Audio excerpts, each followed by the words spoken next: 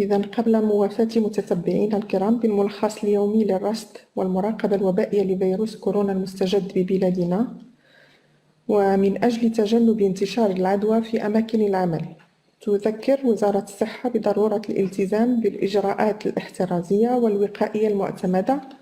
ومن أهمها استعمال الأقنعة بصفة مستمرة خلال ساعات العمل وبشكل سليم،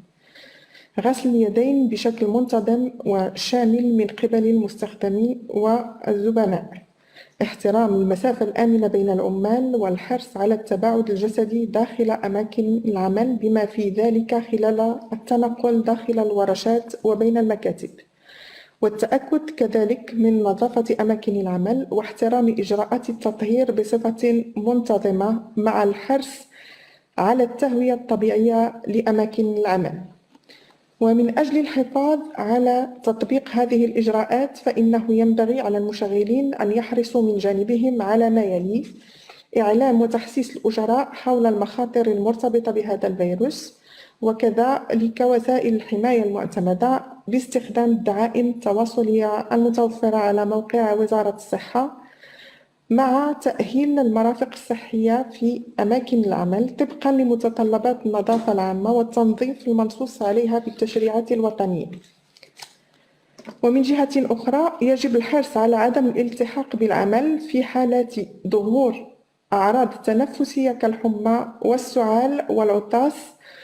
قبل التأكد من تشخيص الحالة وعدم ارتباطها بالفيروس المستجد طبقاً للإجراءات الجاري بها العمل. إذن فيما يلي خلاصة ما رصدته منظومة الرصد والمراقبة الوبائية فيما يخص فيروس كورونا المستجد ببلادنا منذ مساء الأمس وإلى غاية 5 زوالا ليومه 5 يوليو 2020، حيث تم تسجيل 393 حالة إصابة جديدة مؤكدة بهذا الفيروس، 98% منها من دون أعراض،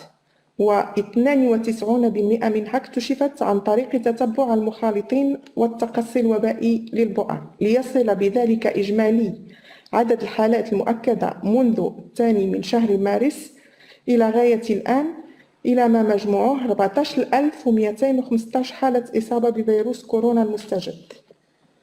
فيما يخص التوزيع الجغرافي لهذه الحالات المسجلة خلال 24 ساعة الأخيرة عبر جهات المملكة فهو كالتالي: إذ سجلت جهة مراكش أسفي 215 حالة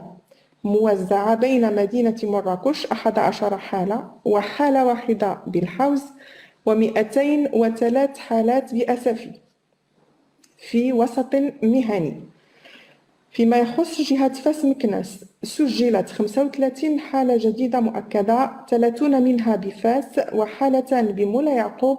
وحالة واحدة بكل من تازة إفران وتونات، وسجلت 65 حالة جديدة بجهة الدار البيضاء ستات، حالتان منها بالمحمدية و6 حالات بمديونة و57 حالة بالدار البيضاء. فيما سجلت جهة طنجة تطوان الحسيمة 31 حالة جديدة، 10 منها بتطوان، حالة واحدة بوزان وحالة بالعرائش، و7 حالات بفحص أنجرة و12 حالة بطنجة. فيما سجلت 38 حالة جديدة بجهة العيون الساقية الحمراء كلها بالعيون،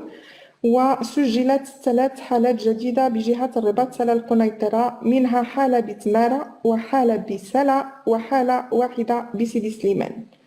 فيما سجلت الجهة الشرقية 3 حالات إضافية كلها بجرادة، وسجلت جهة قلميم ودنون كذلك 3 حالات جديدة كلها بطنطان، ولم تسجل الأربع جهات المتبقية جهة بني ملا الحنيفرة، درعا فلال، تسوسمة، السوا، الدخلة، وادي الذهب أي حالة خلال 24 ساعة المنصرمة. إذن فيما يتعلق بعدد الحالات المستبعدة بعد إجراء التحليلات المختبرية اللازمة فقد بلغ مجموعها 751,365 حالة مستبعدة. أما فيما يخص حالات التعافي فقد سجلت ولله الحمد 396 حالة تعافي جديدة، ليصل بذلك إجمالي عدد حالات الشفاء إلى ما مجموعه 9725، أي بنسبة تعافي تناهز 68.4%. لكن مع الأسف سجلت 3 وفيات جديدة مرتبطة بداء كوفيد-19 خلال 24 ساعة الماضية، ليصل بذلك مجموع الوفيات إلى 235 حالة وفاة، وذلك بنسبة إماتة تناهز 1.7%. إذن يبقى بذلك مجموع عدد الحالات النشطة والتي هي قيد العلاج 4255 حالة، 17 منها حالتها صعبة أو حرجة.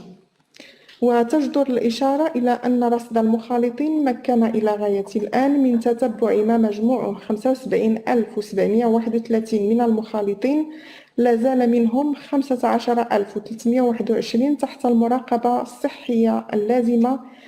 إلى حين استيفاء 14 يوما من تحت هذه المراقبة. والسلام عليكم ورحمة الله تعالى وبركاته.